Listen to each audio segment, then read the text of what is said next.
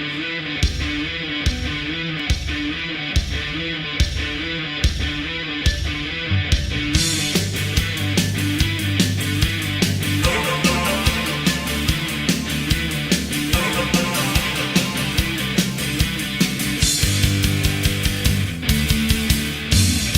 καιρό που με στέλνε η μάνα μου σχολείο κι ο δάσκαλος μου με βάζε στο πρώτο το πρανείο. Ο πιο καλός, ο μαθητής ήμουν εγώ στην τάξη κι οι δάσκαλοι μου με είχανε μη βρέξει και μη στάξει.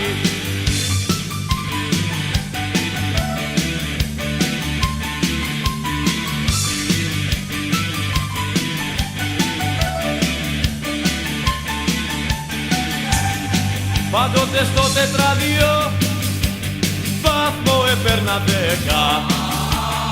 κι αν στη ζωή πήρα 0 τα φταίει μια γυναίκα. Ο πιο καλός, ο μαθητής ήμουν εγώ στην τάξη κι οι δάσκαλοι μου με είχανε μη βρέξει και μη στάξει.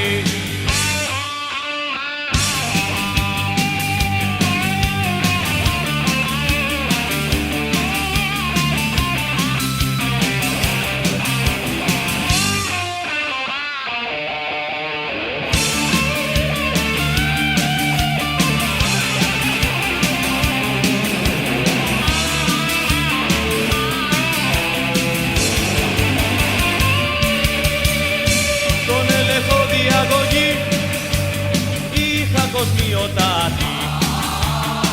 Όμως οι συναναστροφές Γιωργάρα μου βγάλανε το μάτι.